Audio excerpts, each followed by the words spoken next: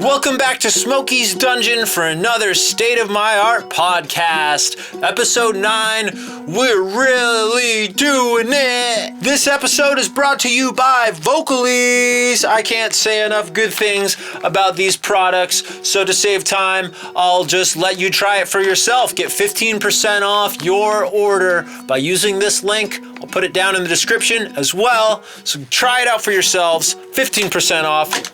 Boom. On this week's episode, I chat with the frontman of Little Heroine and his new solo project, Frau Eva, Michael Shannon. Michael Shannon is a San Diego legend, and he's helped me through the door of the San Diego music scene in my early days of touring. His new experimental solo project, Frau Eva, will take you on a great musical journey. Check out the new music video for the single, Pancake. It really captures his character and vision and keeps you intrigued for the entire 9 minutes. And also check out Little Heroine. I'll leave the links in the description for those as well. So click those, listen to his music. You will be very impressed. In this episode, we take a look into his mind on the importance of music and the age that we are in as consumers and artists. If you relate or disagree, we'd love to see your comments and feedback on this. My conversation with Michael Shannon happened on September 11th, 2020. Dude. All right, yeah. The classic tea, man. Yeah, dude. It's my honey tea. One of my faves. Dude. I look like a bumblebee right now with black pants and a yellow shirt. That's straight up just plagiarized completely from it's a brand of honey that's in like every grocery store. And we just stole it. But I mean, I don't know. I maybe printed a total of like 40 of those. So. Right, yeah. That's what's nice about being as small as we are, is we can get away with shit like this. Ripping off the PBR logo. There's a lot of pop punk bands that do that, and it's like, well, yeah, I doubt you're going to get in trouble, so go for it. Works. Whatever works. Sue me. Take everything I got. All right, man. Well, welcome to the show, the State of My Art podcast. I'm really doing it, finally. Thank you for being on, Yeah. Michael Shannon of Little Heroine and Frau Eva. Am I saying that right? Frau Eva. You could say it. I mean, you can say it however you want, but yeah, it's the German equivalent of Miss Eva. Oh, shame on me. I'm learning German, and I didn't even know that. Yeah, it's a character in a novel I really like called Demian by Hermann Hesse. Okay. And it just resonated with me, so I went for it. Nice. Yeah, I've just been calling it Frau Eva, and it's easy for me to remember because I thought it was just a play on, I don't know, a word jumble of forever.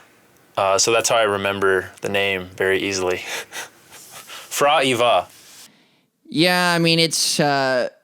I'd say most people struggle with pronouncing it, and by most people, like the few people I've talked to. But yeah, I mean, Little Heroine too. All the time was like, dude, that's hardcore, and I'm like, yeah, I don't endorse like heavy drug use, because even like I'd play like if I played an open mic or something, where there's kids, I would say like, hey, the project's called Little Heroine, like with an E, and that didn't like communicate that it's not the same, that it's a different okay. meaning. I didn't even know that the E changed things, but so I always thought it was a cool name. Yeah, names are hard. Names are so hard to come up with. It's hard to come up with one that's like not already taken, but like easy to remember and easy to search. Like search engines are so important. It's crucial, yeah. More important than the name sounding cool or being cool is like it not causing problems for you some way. Yeah, so Frau Eva, like, there's one other band that they have like a Facebook. They don't have an Instagram or anything. And it was funny because they, I think it's, there's people that have that name. But they chose the band name for the same reason as me, which I thought was funny. And like in their bio, they're like, we love Demian by Herman Hesse, and which is pretty not very typical for a band to explain their band name in their bio. And I was like, so I wasn't too worried about it, but. Anyways, yeah, man. At the end of the day, how many great bands have? You can't even call them horrible names. It's just a name, It's whatever. Yeah. You're slapping a label on a bunch of your sound that you're making, and after liking the sound for a listen or two, the name's fine. Like, it's like, whatever. That's Death Cab for Cutie. They decided to go with Death Cab for Cutie, and that's what they did. Yeah. Okay, I'm over it. That's a great band name, though. I like it. Good. I mean, when I first heard it, when I was 13 years old, I was like, what? Are they hardcore? Or are they like, I don't know, kid music? And then I was like, whatever it is, it sounds good. Mm-hmm. And then the Postal Service, that's not going to work well with the search engines in 2020. I know, huh? Yeah, but that is a what are some of the worst band names you can think of? I'm trying to think of what's a horrible band name. I mean, even Jimmy Eat World is, I don't know. I wouldn't hear that from a friend and be like, yeah, that's a cool name, man, before I even hear anything. But because we've just digested it for so long, it's like, cool, Jimmy Eat World, acronym is Jew. Yeah, let's go with it. It causes intrigue. Sure. I think that's good. If any name or creative thing causes intrigue, I think it's been successful. Yeah.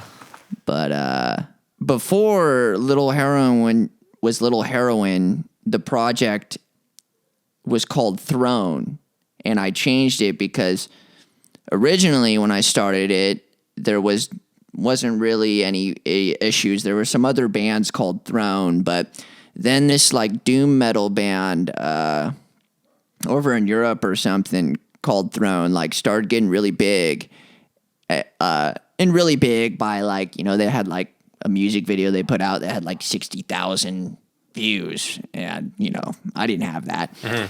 And I was still they're over here, I'm over here, it doesn't matter, I'm not expecting to get huge or something. And then what was the turning point is we played a soda bar show, and this couple came thinking we were the doom metal band. And they were they came up to me after our set, and they were like, hey, we expected you guys to be a lot heavier. It's different. Yeah. And I was like, yeah, we're not them. Yeah. And so that's when I decided. Originally, I was working on what was the full-length Little Heroine record at that time, but the band was Thrown, and the record was going to be called Little Heroine. Okay. And so then I was like, I'm going to just change the band name. Yeah, better to do it right before you release a big album like that. Or the next show, there's 10 people there that wishes we were the doom metal band. Right. And, when more people are showing up thinking that we're somebody else than people who actually are there to see us, then I'd have issues. Yeah. Yeah, we had a similar situation when it was me and kind of the original-ish 3 other members of Rosedale. We finally booked our first East Coast tour down to Florida, and immediately we were getting emails from the Rosdales, as it was pronounced. Oh. saying like, we used to be called the Onlys, and then we had to change our name to the Rosedales. So you guys, like, we trademarked this officially. Here's a cease and desist letter from our lawyer. You guys have to change your name. And we were like, well, like, you guys are in America, we're in Canada, like, we could trademark it here, and then you guys would have to change your name if you guys came here. They're like, well, we don't plan on going to Canada, but as far as you guys playing down here, you guys got to change your name, and we're going to be contacting all the venues. So they caused a big headache. Yeah, 2 of the shows got canceled because they were calling every venue, and yeah, Nashville was like, yeah, we can't be, taking chances on lawsuits like that. And then all the other venues pretty much were like, it's whatever. We know that they're not, they have no right to touch us, but, maybe you guys should change your name. And we were like, I don't know, though. They're called the Rosedales. Like, we're Rosedale. And then I even went to a couple, like, free lawyers through the musician union that were also like, just change the name, dude. Like, if they were called the Metallicas, don't you think Metallica would have an issue? And I was like, yeah, I guess, but I don't know. We just printed all this merch. Like, maybe we change it before our next release, because we just put out our EP too. Yeah. So we were like, let's just roll with it for now, and maybe they'll go away. They're like 45 years old. And dude, that's all they're holding on to. Yeah, they were not going away. They're like a horror rockabilly kind of band. And I don't know if I don't think they've put out anything even recently, but then there was all these other Rosedales popping up in, like, festivals in France, some EDM artists, and it would show up on our bands in town, or my bands in town. It was more recently, and that's why I was just like, you know what, it's time to hang it up and just go with a new name, whatever it is. Just take a step back from it. Yeah, people who are cutthroat about that know that, well, usually they probably, like, have the willingness and the money to actually go to court or something, and they know that most musicians like us, it's like, dude, we're not going to pay, like, a lawyer to go, and that's how they win, is they, like, they just threaten you. And I played in, like, a punk rock band that was called Grand Tarantula, I don't know, 6 or 7 years ago. And he got threatened with a lawsuit by, I think it was like an older rockabilly band called the Tarantulas. And this guy's, like, notorious for going after anybody who has tarantula in the name. And, he got my buddy's, like, Facebook page taken down, and he had done, like, not when I was in the band, but he had done, like, several full U.S. tours and had, like, a really good Facebook following, like thousands and thousands of followers. And so he lost all of it. Yeah, that sucks. That's just bonkers. Yeah, that's why you have to be so careful coming out of the gate. And, like, I don't know. That's why I'm so hesitant on that. Like, I'm all about just going for it, leap, go, start before you're ready. Like, kind of this podcast, the first few episodes were rough. Yeah. But I was like, well, I know if I don't, like, jump in, I'm never going to get better. But with a name, it's like, you can't just have that mentality. You can't just change your name on the fly, and you can't go with something and hope it's going to work out. You have to really do your research. And I've been, like, listening to many podcasts and YouTube videos and audiobooks where it keeps coming up of, like, how to pick the right band name. And there's tons of good points of a lot of what not to do. And I'm just like, this is so much. I want to just go with a weird name that, is memorable, makes sense to me, but no one else has thought of it. And I'll be happy with that. Yeah, it's tough, man. Do you have some names floating around? I have, like, an email to myself of, like, a bunch of names. It's funny how many of the, like, ones that I was really married to, the Dwayne The Rock Johnson has already made movies. So with that title, I hit my audio cable. One of them was Stand Tall, because I was like, I guess I should do something that's I remember that one. That's a great movie. I didn't even know that, I've only seen a handful of movies compared to most people. But I finally saw that movie on a plane last year, I think, and that was cool. Was the second name The Scorpion King? Oh, no, I didn't see that one. I saw his other one that was a good name. No, not Scorpion King. Skyscraper. I was like, Skyscraper would be cool because, like, I stick out above the crowd and, like... Yeah. So I was really into that one for a while. Actually, like, in 2014, before I started releasing the stuff that I did with Drive Entertainment, I was like... We were highly considering that name until we found out that there was a movie already. So we were like, shit, well, let's think of some other ones.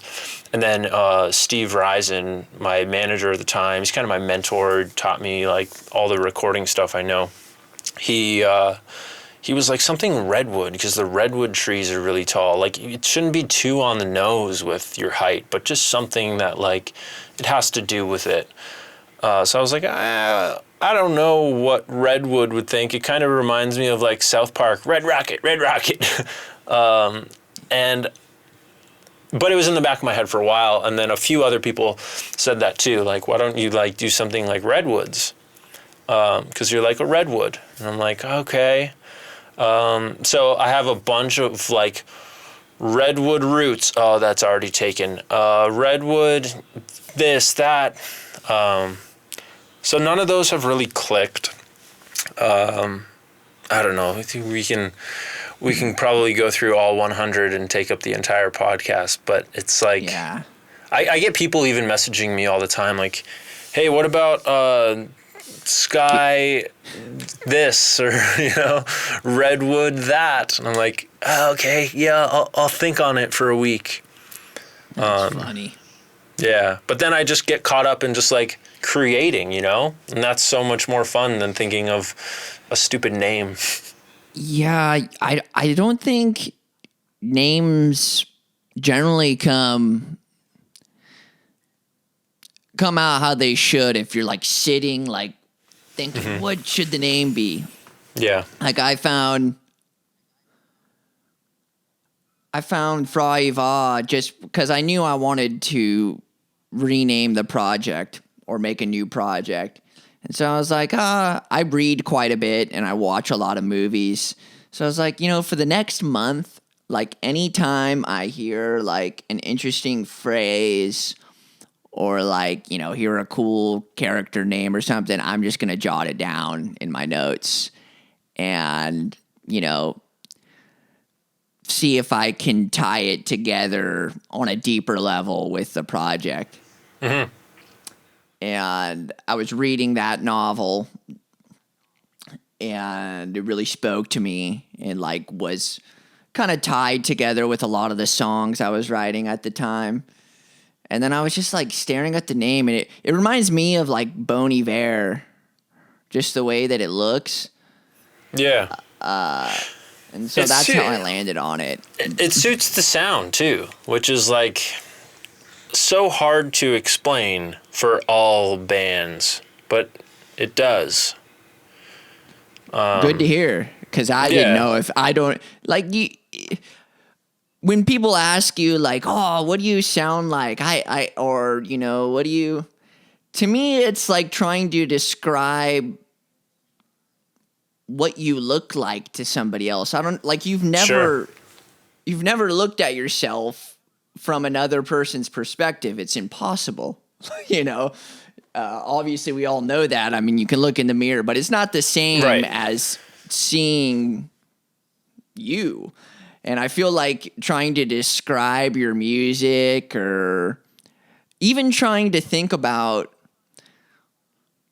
how people might perceive your music, it's almost like a lost cause because you could never know, because Yeah. Yeah, and like so much of that comes from the reflection or the influence or the relativity to others. So like, well, you know, this music sounds like so and so and so. If so and so had a baby with so and so is the comparisons that I like to hear, and then you also get that with your comparison of how you might look. A lot of people will be like, oh, you know, he kind of looks like Anderson Cooper if someone looks like Anderson Cooper. And it's like, wow, I see the resemblance. And now all of a sudden that person is acceptable to anybody who likes Anderson Cooper.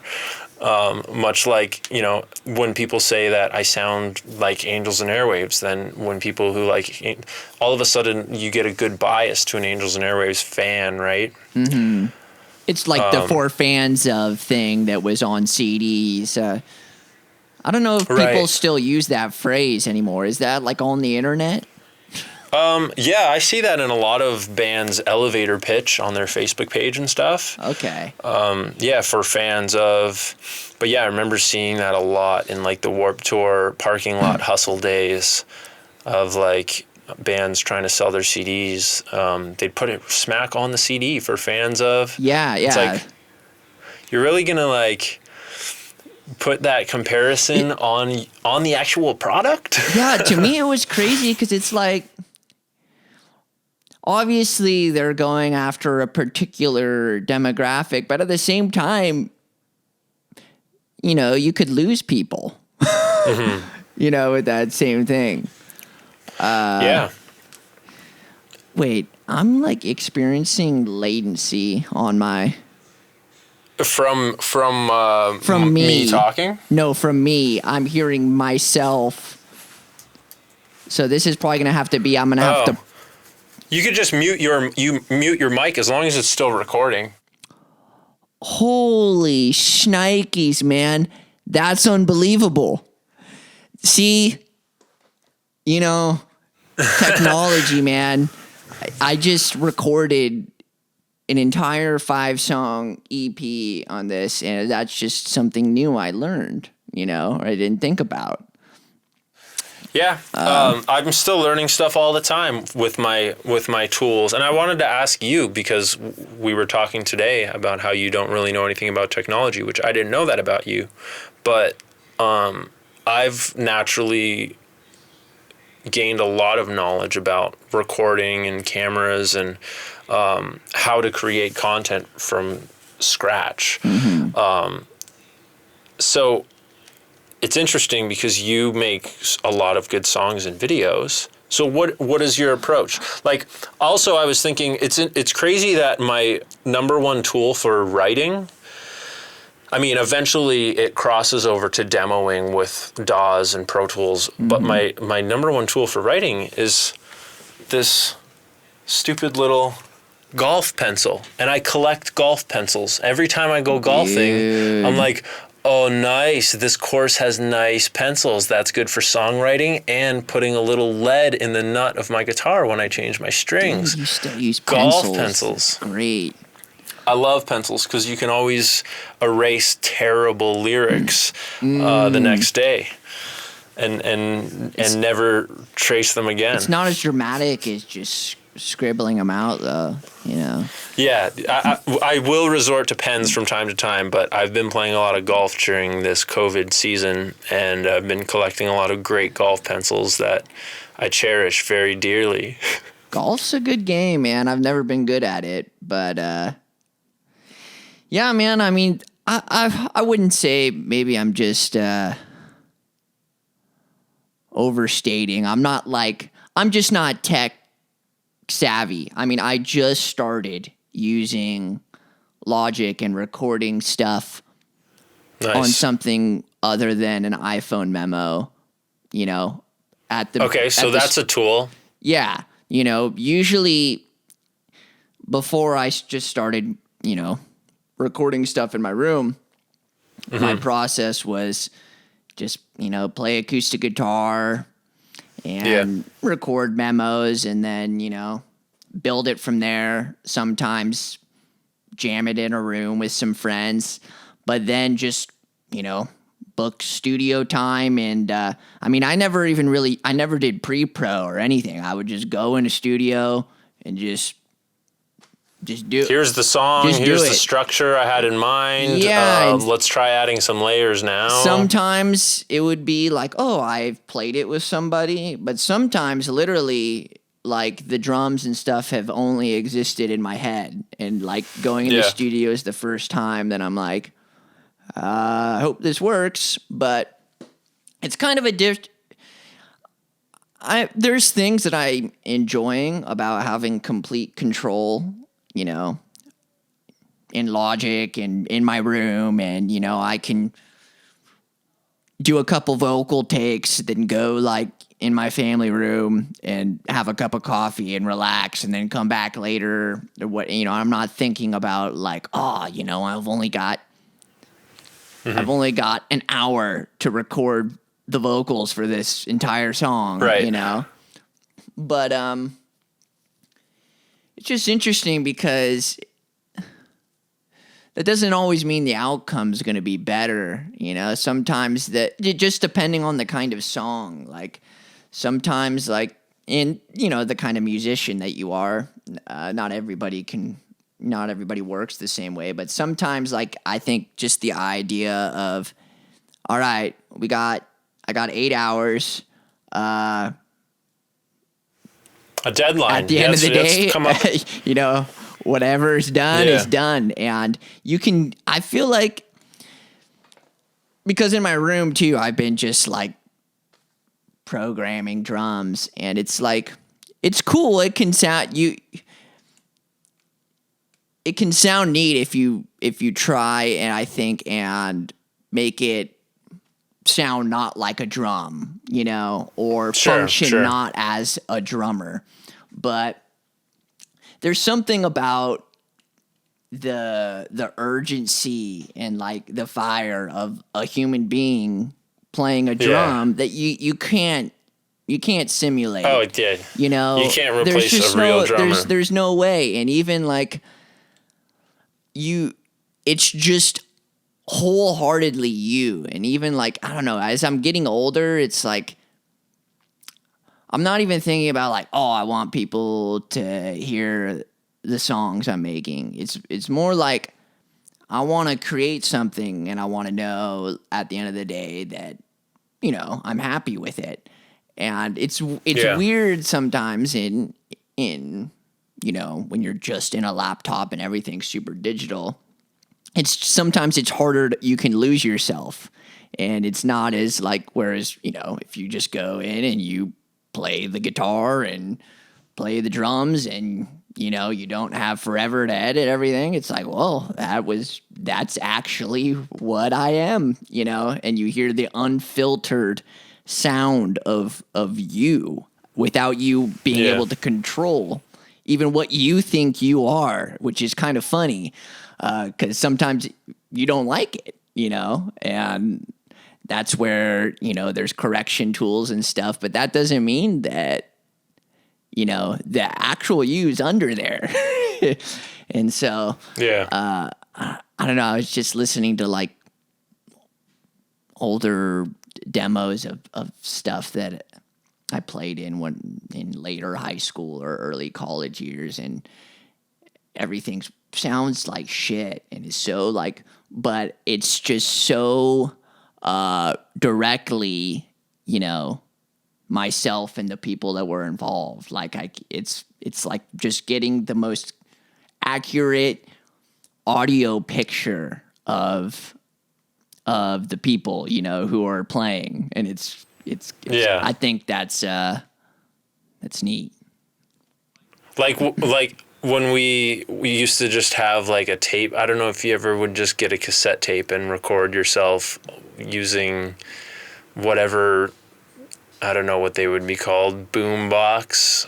Like sometimes I was able to figure out at a young age, now I just remember this now, that I was able to plug in a mic into our stereo somehow, or like reverse the headphone jack or something, and tape and record onto a tape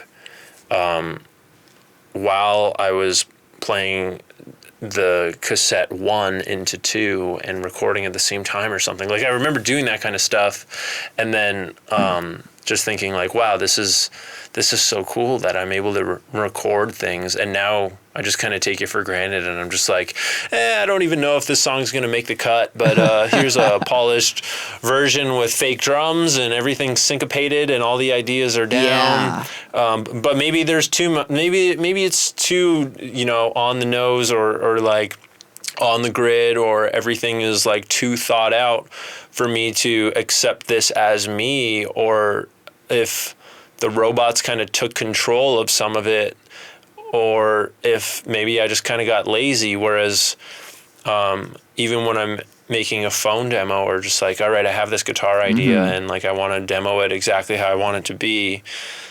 Sometimes I find myself in the studio or even just in my basement recording demos, trying to chase that same emotion that I had in the phone recording. And I'm like, it sounds better now, but the raw emotion, it just doesn't sound as good as the original take. Like, I don't know, was I picturing something more awesome in my head when I was recording this as a voice memo? And now that I'm putting it into, high fidelity, high definition sound, I'm a little disappointed with the idea. Or now that I'm putting layers on top of it, I'm like, now that I'm trying to make it sound like what I pictured, it's not as cool as I pictured it to be, which is, I'm sure, the case for a lot of things in general.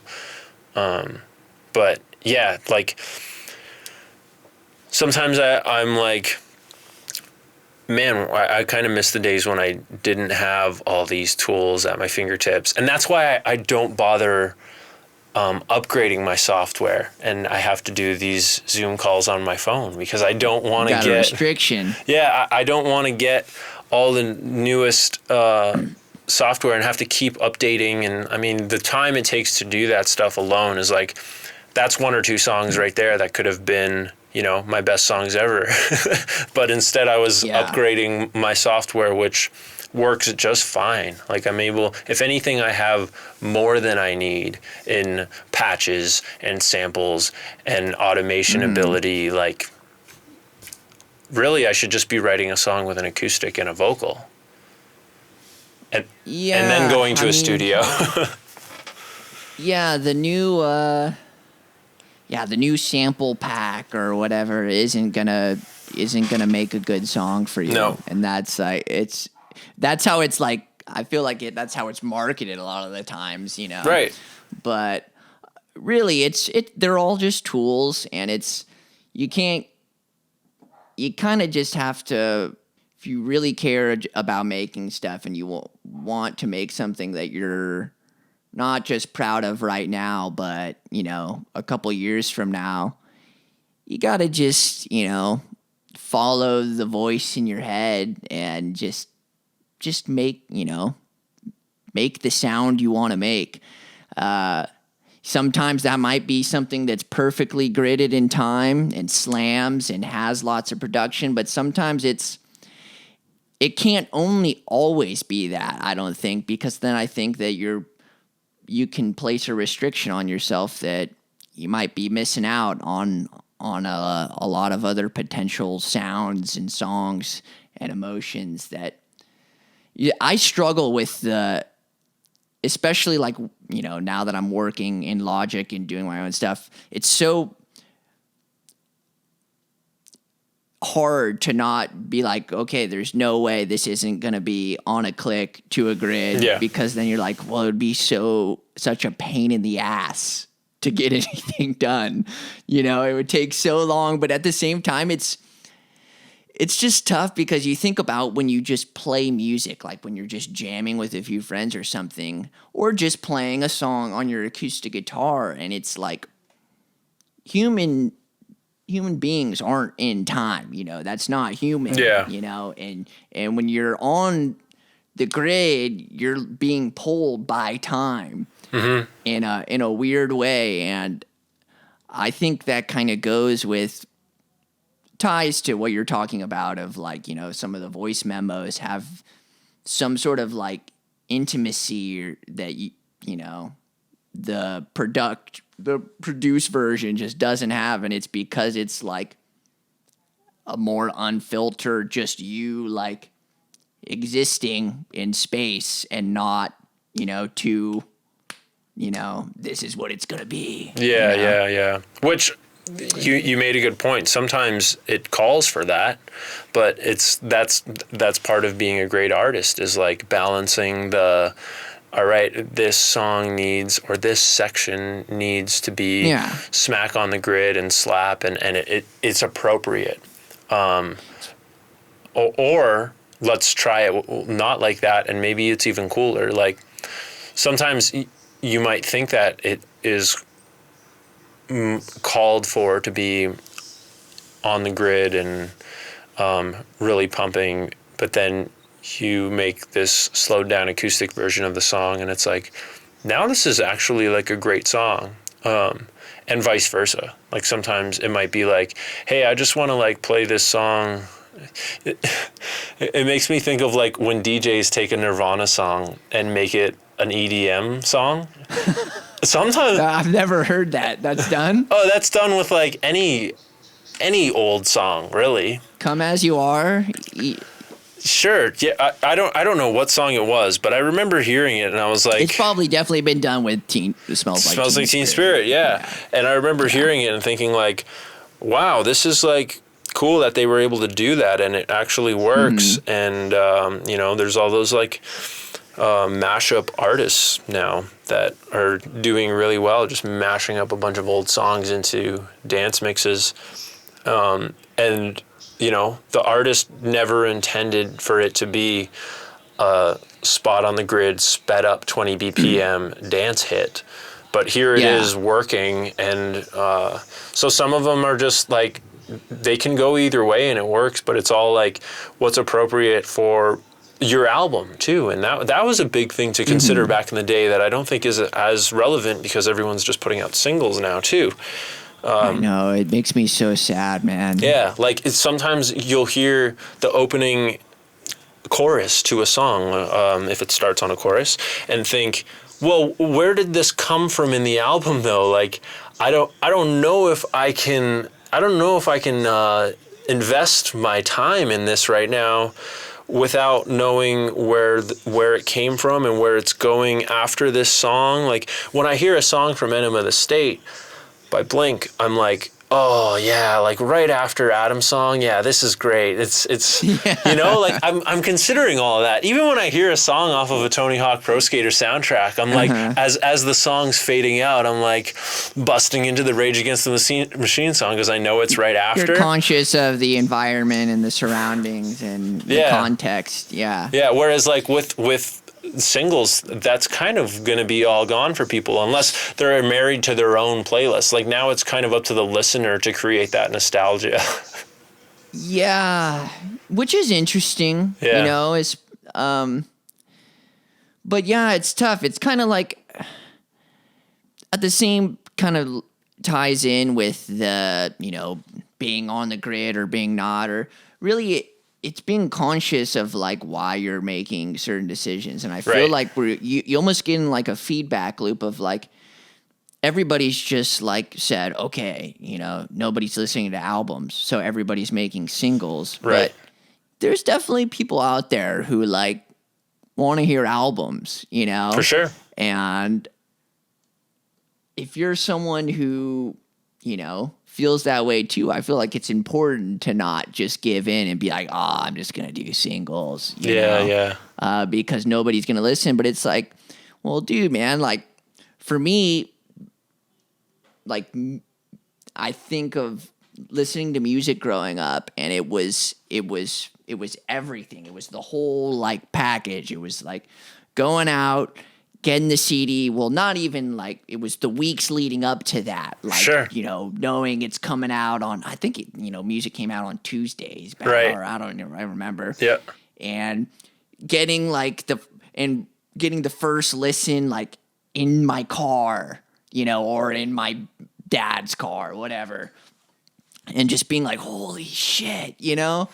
And then getting home and, you just listen to a few songs and immediately like getting your Walkman, like laying down, like getting in bed, man, like getting like all set up, getting the lyric book, and it's like, dude, like It was such a ritual. It was such a like. Yeah, and you were rewarded for it. Yeah. You know? Yeah. And I think the same thing still holds true. We're just so used to consuming so much that we feel like we just need to like next. But it's like, that's why I'm pretty cynical about like the playlist thing. It's like, dude, like, and even like the numbers, like, okay, you know, there's people who have like 1 million Spotify listeners, but they go on tour and there's nobody showing up. Yeah. So, you know, I don't think I would ever want that. You know, I'd rather, because the numbers don't necessarily, you know, who are those listeners? People who just, you know, and that could come from, what is the, well, like, why am I going to go see a band that I have one song of theirs on my playlist? I'm going to, stand around for an hour and a half and wait for them to play that one song? Yeah. So I think that that's the case for a lot of artists, which is unfortunate because their listeners are only invested in that one single. Because, yeah, you're right. There's so much coming in. So it's so quick here, so quick gone for a lot of consumers that someone might really, really love this one band's one song because that's the only song they heard of this new band, and then never really bother to follow up, which is, and it makes sense. We're all guilty of it now. Oh, it's tough, man. You have to make like if a band, you know, if you discover a band from them coming up in your Discover Weekly or something, it doesn't matter if like you hear the song and it's like, that's fucking incredible. Like you have to make a conscious effort to like, you know, get the keep next up, one. especially then, which, you know, if then you go to their page and all there is like 3 singles or something. Whereas it's like, if you come upon an artist and they have a batch of 12 songs that, you know, you can tell they put thought into, like they're communicating like, hey, I want you to hang out for a while, you know? And that's one of the things I love about selling CDs. Yeah. Or when someone like is even just comes up to me, you know, especially, you know, they've come to the show, and the reason they came to the show is because they're telling me this. I have the CD in my CD player in my car. It's the only CD in there, and I whenever I have a long drive, I put that thing on and I just blast it. I love it. I know every word. Very few of those super fans. But I wouldn't even call them super fans. They're just enjoying a piece of art like we used to, you know, of our favorite band. And I'm like, man, I'm so glad that I printed these 1,000 CDs that might sit in my basement forever.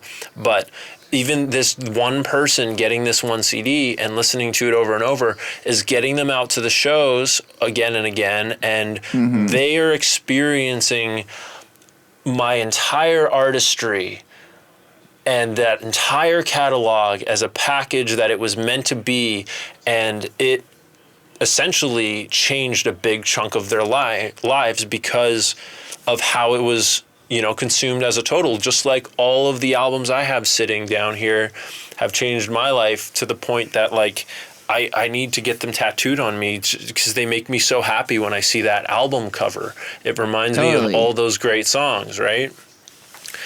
And now, I don't know the last time I've consumed an entire album, maybe like 2011, 2012, that I was like, okay, I waited for the whole album. I got it. It's here. I listened to the whole thing. That mentality, that ritual has just kind of faded out. And now I'm like, I mean, I don't know. I guess there's still albums where I'm like, okay, Spotify, how do I do this? Okay, download. All right, I'm going to wait for the whole thing to download. Now I have the whole thing. I'm going to listen to it front to back. Oh, I didn't like that one. I didn't like that one. I don't know if I'm just like more of a spoiled mentality, but like I find myself hitting next a lot more with that ritual being gone. Yeah, I think just our expectations and our really just like, dude, it's so like just sensory overload all day, Yeah. every day. Like for sure, our expectations for like entertainment and pleasure and whatever it may be, just existence is like, through the roof. Yeah. It takes so much more to keep our attention, and we have to actively work to choose like what to pay attention to, to make sure that we can hold on to the things that we actually care about, because or else it's all lost, or else, we're literally just going to spend eternity scroll, next in Yeah. every aspect of our lives, Yeah. both our relationships with others and I mean how you consume anything, food, music, Yeah. movies, it on some level correlates to how you want to live, And so, yeah, I think as artists like you and I, like the idea of like us actually just maybe reaching, like you said, a few people that have like some of our catalog or a record that they're like, dude, even if there's like 10 people out there that like, are putting on my record every now and then, I'm like, even if I don't even like the songs anymore, still to me, it's like, dude, that's epic, like Yeah. that's the only thing I know how to do. And So creating the content. I'm glad that there's people out there that are consuming it in that way Yeah. rather than just being honestly someone that just pops up and it's like, oh, that's cool. I'd Right. I'd rather have 100 people, follow me to the end than like a million people just stop in for a second and be like, oh, cool, see you later. I approve. You're good. Good luck. Good job. Yeah. And to your point of, there's a lot of bands and artists with tons of plays and not really many people coming out to shows. I think that's a goal for a lot of artists is to get a lot of plays, sure. But I think it can be a career thing, right. to But try. for someone like me, and I'm assuming probably for yourself as well, I don't think that was our goal in a marketing aspect approach. Like we obviously want to get our music out there. We want it to resonate with people, especially because we spent all this time putting it to paper, putting it to plastic so that it can be consumed. But I think the goal for me and for you is more like we want to have people consume music the way that we consume music, and that ritual of, I'm excited about this band, I like what they're doing, I like this catalog that they've put out of music. And yeah, even if it's old stuff that you're not even particularly proud of anymore, you still reach the point where they're a true fan, they're a true listener, and not only for, the acceptance, like that's whatever, but the fact that like it wasn't all for nothing. You created something that was more than just, a $10 bill at the merch table. It actually turned into someone's life being changed by yours, or you're kind of like you said, you're a part of their life, you're sitting down with them for an hour, basically. Yeah, that's the bigger compensation, Right. because the $10 doesn't go very far, No. It's No. more the idea of like, you put all of the, years or however long it was that went into culminating into the batch of songs. And it's like, man, because, you know, when you're making more than just, when you're making any piece of music, you know, you're listening to the mixes, and you're like you were saying, you want people to experience it like you do. And so definitely with a record, I don't even know what I'm saying, dude. Dude, don't worry, man. I do that all the time. Getting too heady, man. I get exactly. Room too, man. You said it best. The compensation is much more than the $10 when you get someone who's. I should have just stopped talking. You're my first true San Diegan to be on the podcast. So thank you for doing it. And it's appropriate because you were kind of like the first San Diegan musician to really take me in under your wing and help me out and be like, yeah, dude, come on and play a show here. Like, this is how... Woody's, man. Woody's. and then what was that venue that like was kind of they tried to make it a pay to play with that Montreal band, and then you were like, yeah, dude, don't. Oh, the Bancroft. The Bancroft, and you were like, Bancroft's not a pay-to-play venue. Like, just contact Rob. They were trying to swindle you, dude. That guy got ticked at me, dude. That guy called me, was barking at me, and I was like, dude, like, it's just, I understand, you know, like, if you have a booking agency, you've got to do whatever you can to, like, make it feasible, I guess. But I was like, what? Like, they're like, you know, doing... Because it was like you had to have, like, meet a minimum, right? Or something? Like I forget what the deal was, but I loved how you came in and saved the day.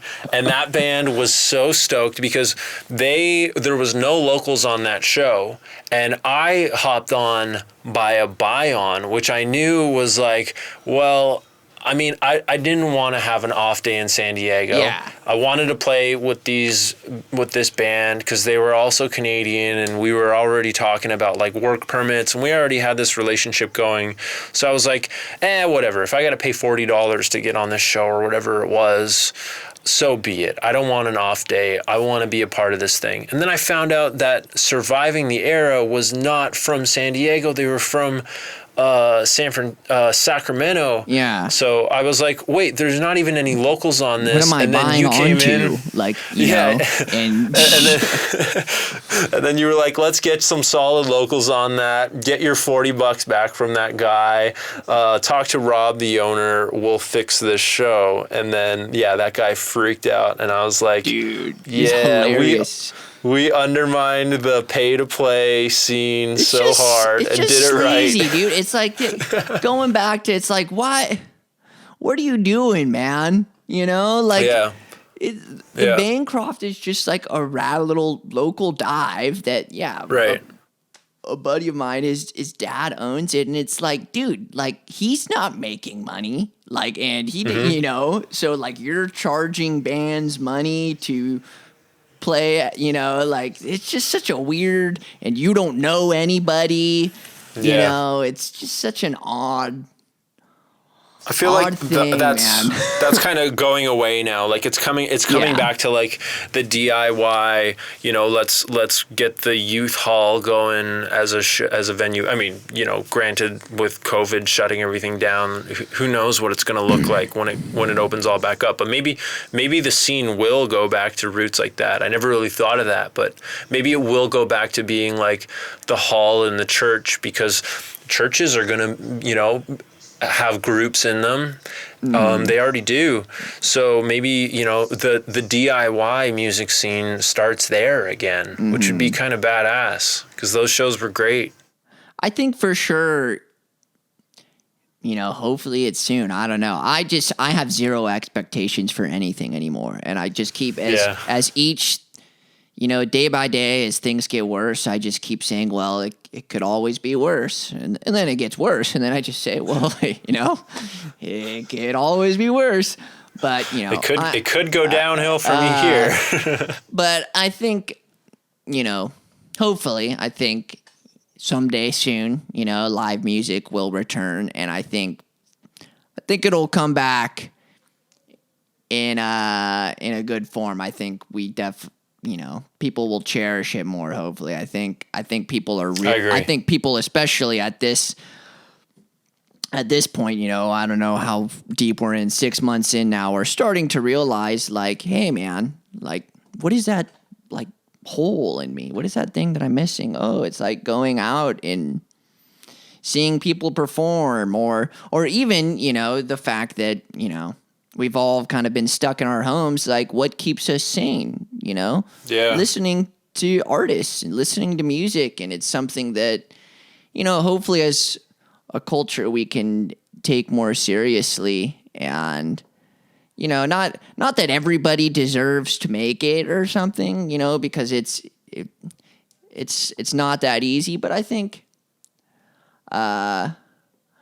everybody has an interesting perspective. Everybody has a voice that, deserves to be heard if they want to showcase it in a way that is genuine. I think at the end of the day, if the intention's pure and if someone like has something that they creatively want to express, that should be valued more, and we should learn to cherish that and to enjoy it more, if we open ourselves up to it and give people more opportunity, For sure.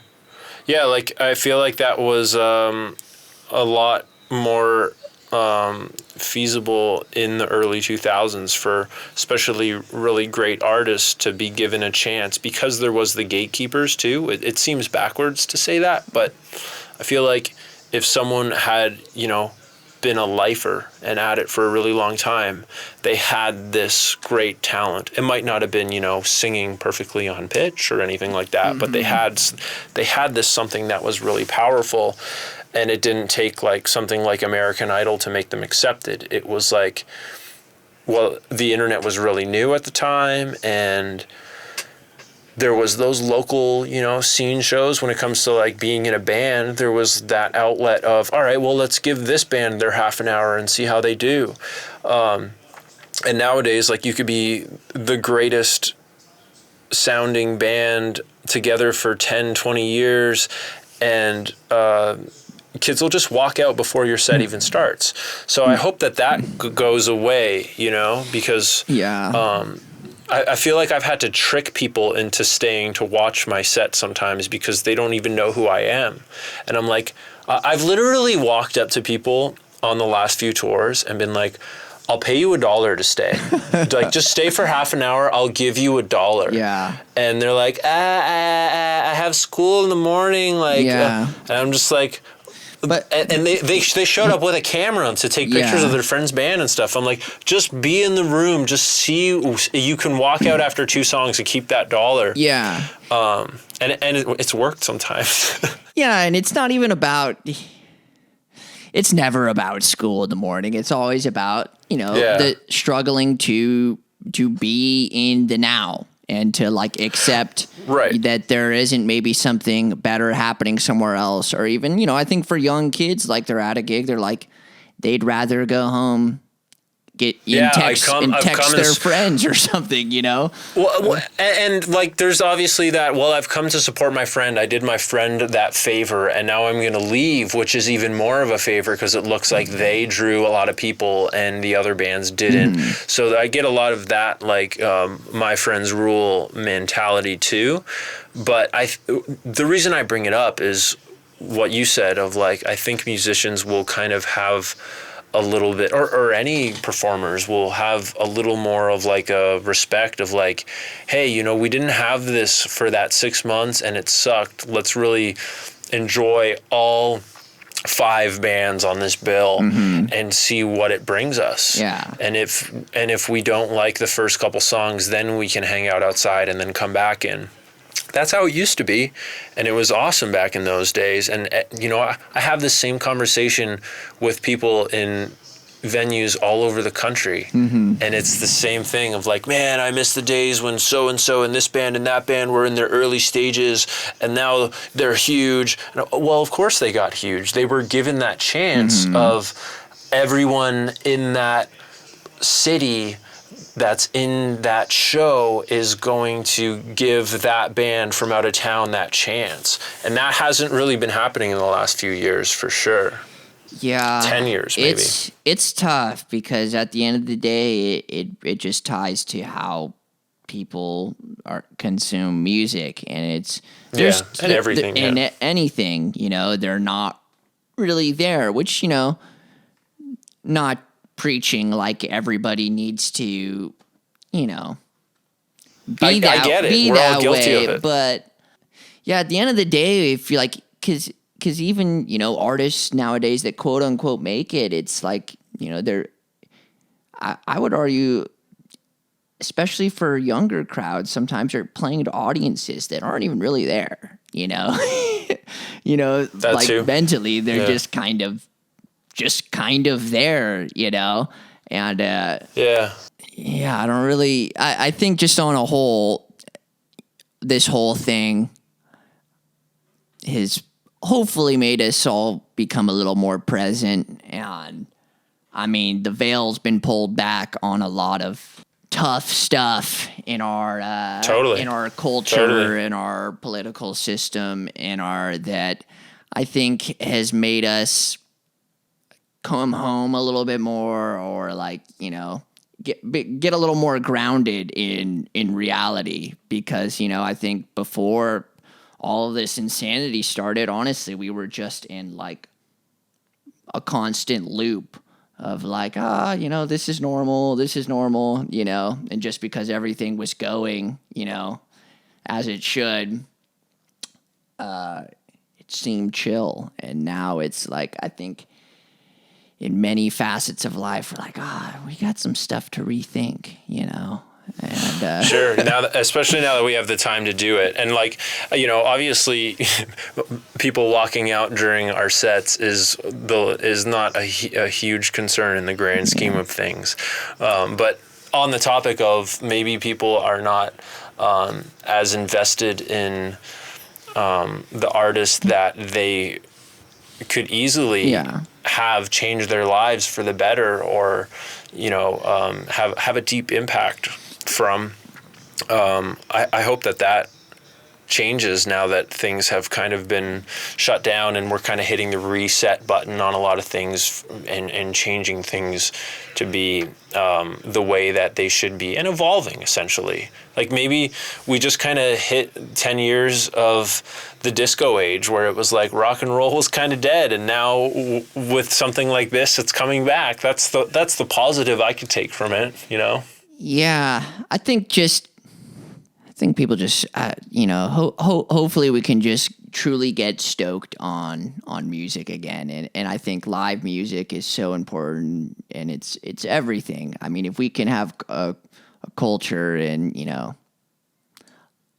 cities all across America, more so of like, you go out to just see music, and it's going to be good, and,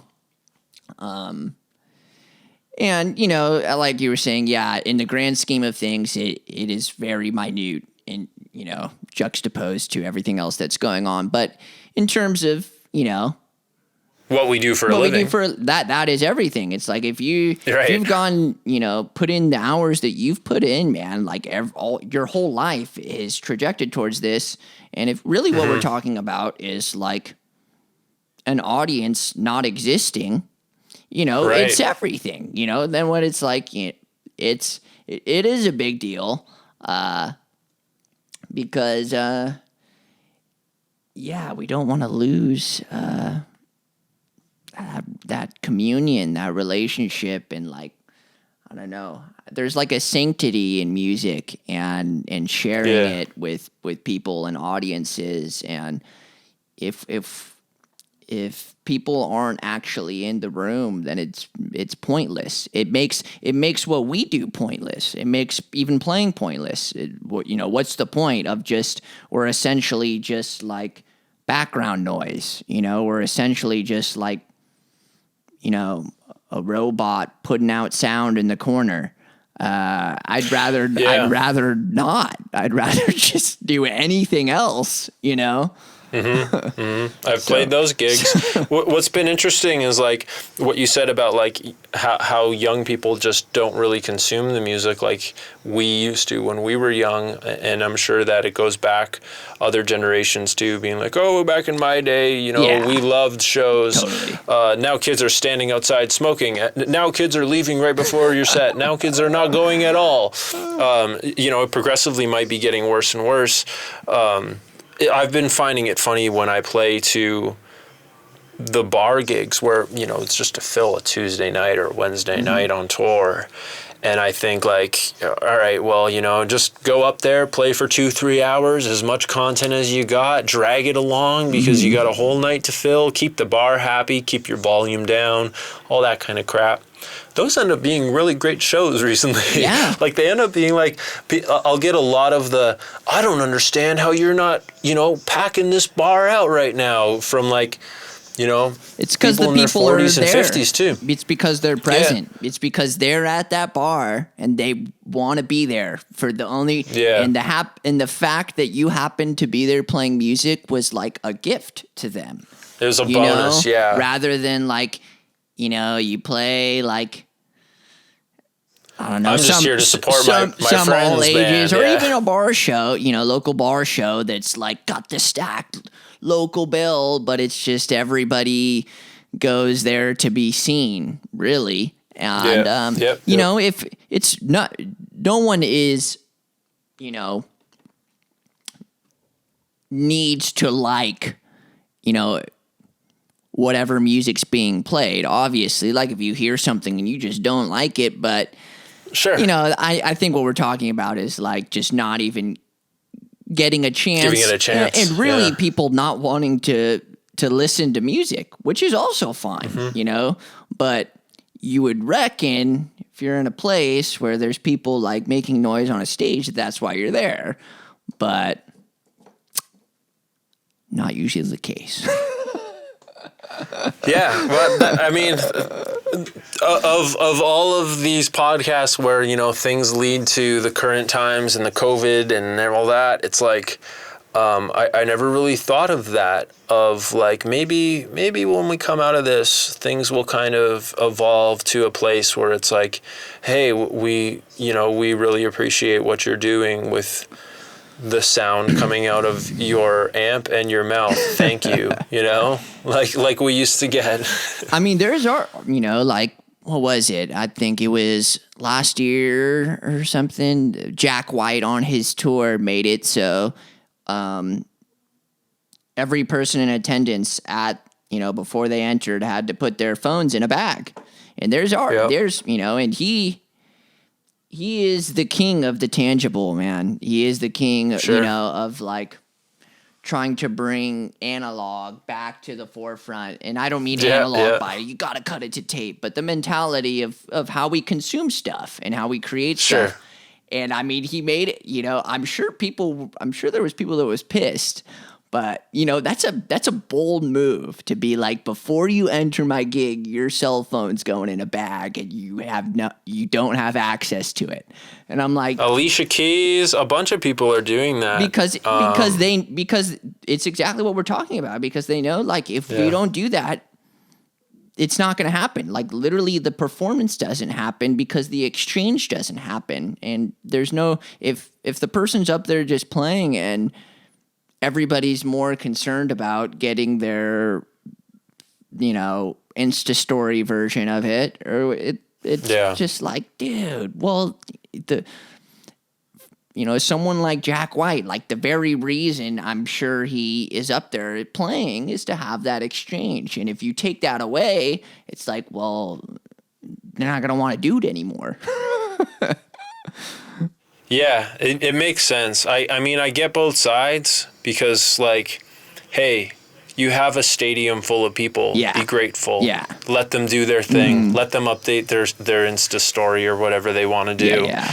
But at the same time, I hear his perspective of like, the guy behind you doesn't want your phone in the way of his concert experience. Put that thing away. So both arguments make sense. Like, it's also a courtesy thing for the person behind you, and yeah, like what really matters is the results, and the results he got is everyone in the room loved that concert. Everyone was grateful that no one had their phone. So I mean, tried, tested, and true. It works. I just I find it crazy that we even have to do it.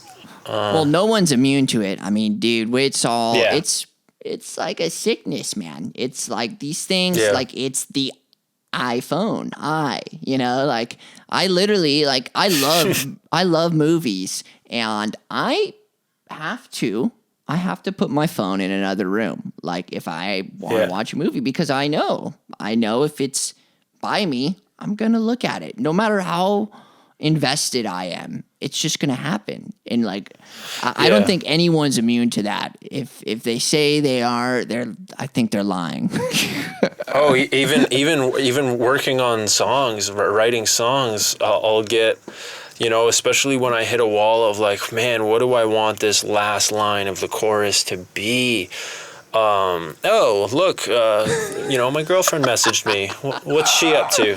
It's gone. And And I'm even if I'm just taken out of the driver's seat for 10 minutes, it's like, sure, it's a nice little break, and sometimes it helps. Sometimes I come back and I'm like, been what you needed. Hey, now that, sometimes it's what you needed. And then obviously, back to the tools. It's also been a great tool. Hop on Rhyme Zone, and there it is. I found my line. Dude, Rhyme Zone. How helpful is that? I've actually never heard of that. It just sounds classic. Oh, really? Whenever I'm in a writing session, Rhyme Zone comes up from other people. Okay. I'm like, yeah, sure, hop on Rhyme Zone, let me know what you find. And then there's all these like hilarious lines that come up. It usually doesn't work, but when it does, it's like, oh man, thank God for smartphones. Yeah. It's crazy, man. Anyway, I think we could wrap it up. Thanks for hanging out. Yeah, and dude. I wish this could have been over some $2 cotija burritos in El Cajon. Oh, man. Those hot carrots, that salsa bar. Dude, that's the worst part of COVID is San Diego is stripped of its salsa bars. Yeah, I mean, because that's a majority of the meal. You get the $1.50 bean and rice, and then you get like, I don't know, 2 platters of hot carrots. It's hilarious too, because usually they don't say anything. They just kind of look like, what is going on there? But this dude really likes our salsa bar. I guess that's why he keeps coming back. But I still am I haven't been to that place in a while. I'm still at Superior Sound. Nice. But I haven't been to that particular Mexican spot in a while. It was good though, Just how cheap were they were they like $1 or $1.50, right? I think they were $1.39. Dude, that's unbelievable. Yeah, when I was living at that rehearsal space in El Cajon, I was going once a week. I think on Mondays they're $1.39. Okay, yeah. And then They recently jacked it up to $2 or something. Which still, man, like, what can you get for what can you get for $2 anymore? Nothing, dude. It's an entire meal with the salsa bar. You're full for the rest of the day. Essentially, dude, when it was the $1.39 or whatever, like I would go there and I'd be like, man, I feel like you just gave me food. Like for free. Yeah, they're just giving that away. I feel like I just walked in here and just like didn't pay. Oh man, I miss it. I miss it, man. Hopefully soon. Are you due back down anytime? I don't know. I called I called my like work permit, the union, the American Federation of Musicians, and they said there's been a change recently where the P2 work permit, which is what I have, is allowed back down into the States, but you need to show the contract that you're going to play, which like you need to apply with contracts showing that you're coming down here to work. But now when you roll up to the border, you need to show like, this is what I'm doing. Yes, they are open. But like the thing is, the venue that I work with to get my work permit, they're closed. Yeah. So I need some other sort of music contract, which I might be able to use like a Mainsail live stream gig or something and say like, hey, look, I have to go down here and do this. So hopefully I can get away with doing that. Maybe like in the beginning of November, I'm going to try. Because my work permit's only good till June and I haven't even used it yet. I haven't even activated it. It's annoying. Dang. But well, next time you're down here, let's kick it. Let's go pop some ollies or something. Ollies and burritos. I'm down, man. But sounds good. Yeah, man. Good talking. Stoked you're doing this. Thanks for inviting me. And yeah, dude. We'll chat soon again. Thanks for being on, man. I really appreciate it, and looking forward to the new EP, which should probably be out by the time this is out. So everybody, go check that out. Check it out. Frau Eva on. Is it what? How do you say it again? Frau Eva. Frau Eva. Follow him on Instagram. I'll put the links in this video in the description. And yeah, it's good stuff. Thanks a lot, Michael Shannon. Have a good one. And there you have it, Michael Shannon, everyone. Thank you so much for checking out this podcast. Please click like, subscribe, comment, share. All that stuff really helps not only me, but it helps others find this podcast, these episodes, which could be exactly what they need. Who knows? Thank you, Michael Shannon, for yet another interesting conversation. Thank you to Vocalese for curing my chronic dysphonic sore throats. And thank you for taking the time to listen this far. It has been quite the journey, and we've only just begun. See you next week.